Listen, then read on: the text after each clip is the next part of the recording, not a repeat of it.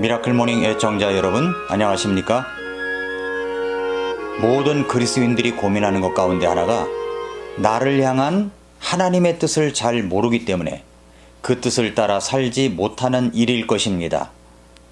유한한 인간이 하나님의 모든 전지하신 뜻을 다 헤아린다는 것은 불가능한 일입니다. 그러나 제한적이기는 하지만 우리는 주님의 뜻을 따라 살아갈 수가 있습니다. 그렇다면 어떻게 우리가 하나님의 뜻을 알 수 있을까요?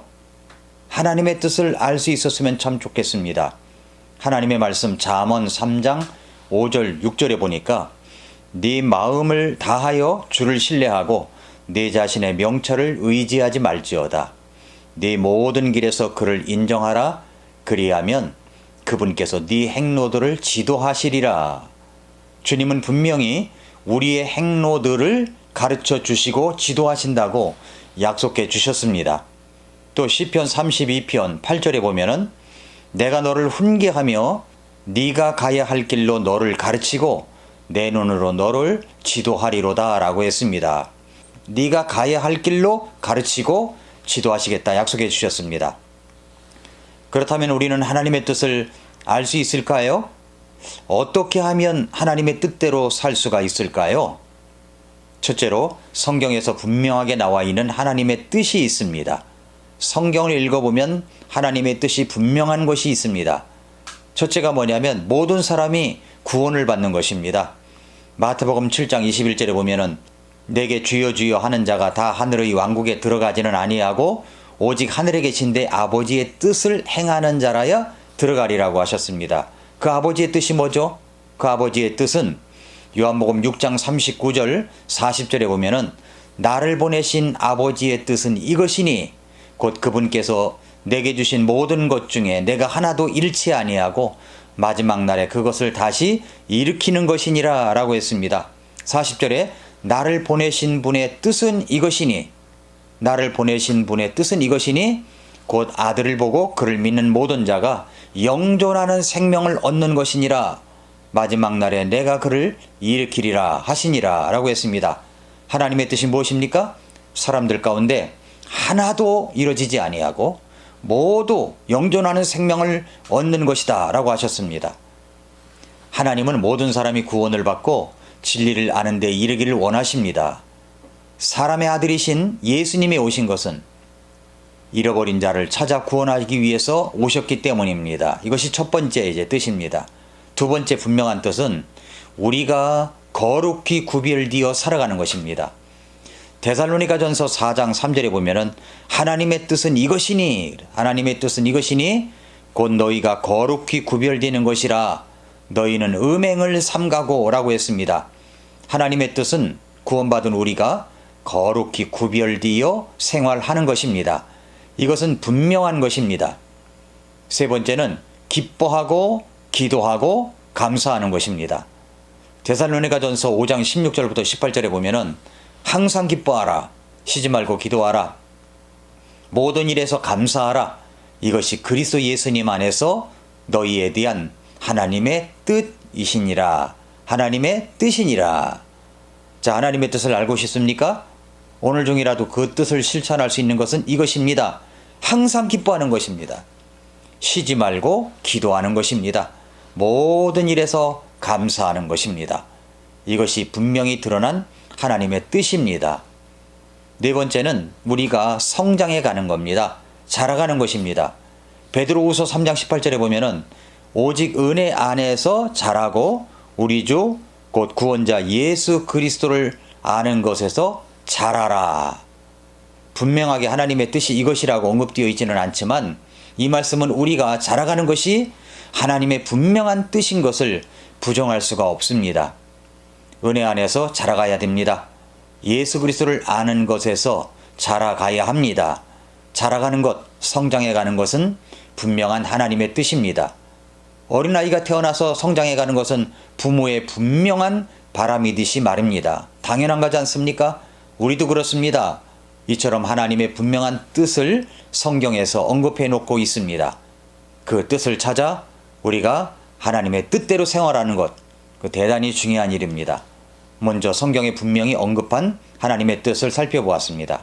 그렇다면 성경에 직접적으로 나와 있지 않은 하나님의 뜻을 발견하기 위해서는 어떤 것들이 우리에게 주어졌는지 한번 살펴보도록 하겠습니다. 첫째는 이제 성경 말씀입니다. 시편 119편 105절에 보면은 주의 말씀은 내 발의 등불이요 내 길의 빛이니이다 라고 했습니다. 하나님의 말씀을 읽다 보면은 하나님의 뜻을 분명히 알 수가 있습니다. 그리고 두 번째는 하나님의 뜻을 기도를 통해서 알 수가 있습니다. 하나님 앞에 엎드려 기도합니다. 시편 143편 8절에 보니까 내가 주를 신뢰하오니 아침에 나로 하여금 주의 인자하심에 대하여 듣게 하소서. 내가 주를 향해 내 혼을 들어 올리오니 나로 하여금 내가 마땅히 가야 할 길을 알게 하소서. 여기 시편 기자가 뭐 하고 있습니까? 하나님 앞에 엎드려 기도하고 있습니다. 기도하는 것입니다. 그리고 세 번째는 성령님의 역사입니다. 사도행전 16장 6절부터 8절에 보면은 이제 그들이 부르기아와 갈라디아 지방을 두루 다닌 뒤에 성령님께서 그들에게 아시아에서 말씀을 선포하지 못하게 하시더라. 그들이 무시아에 이른 뒤에 비두니아로 들어가려고 했으되 성령께서 그들을 허락하지 아니하시므로 그들이 무시아를 지나 드로아로 내려갔더라 라고 했습니다. 사도 바울 일행은 아시아에서 계속하여 말씀을 전하고 싶었습니다. 그러나 성령님께서 그것을 막으십니다. 그리고 환상을 통하여 마케도니아로 부르시는 하나님의 역사를 경험합니다. 이처럼 하나님의 뜻은 성령님의 역사를 통해서 알 수가 있습니다. 성령님의 역사를 통해서 우리가 알 수가 있습니다. 네 번째는 이제 전문가의 조언입니다. 잠언 15장 22절에 보면은 조언이 없으면 계획들이 실패하되 조언자가 많으면 그것들이 굳게 서느니라 라고 했습니다. 전문가의 상담을 받고 그 조언을 들을 수 있어야 되는 거죠. 사업을 시작하려고 하는 사람이 그의 타당성을 살펴보아 기도하는데 영적인 조언도 필요하겠지만 전문가의 집중적인 타당성 조사와 상담이 필요한 것입니다. 다섯 번째는 이제 환경입니다. 빌립보서 1장 12절부터 14절에 보면은 그러나 형제들아 내가 일어난 일들이 도리어 복음을 진전시키는 기회가 된 줄을 너희가 알기를 내가 원하노라. 그리하여 그리스도 안에서 내가 결박당한 일이 온 궁궐안과 다른 모든 곳에 드러나게 되었고 주 안에는 형제들 중에 많은 이들이 내가 결박당한 일로 인해 확신을 갖게 되어 두려움 없이 말씀을 더욱 담대히 말하게 되었느니라 라고 했습니다. 사도 바울이 지금 빌립보서를 쓸 때는 감옥에 있었습니다. 그는 결박을 당한 환경 속에 있었습니다. 그것이 어떻게 복음 전도에 도움이 되겠습니까마는 그러나 하나님께서는 사도 바울이 처한 환경을 통해서 복음이 전파될 수 있도록 사람들의 마음을 움직이시는 것을 볼 수가 있습니다. 예수님도 겟세마네 동산에서 하나님의 뜻을 구하셨었습니다.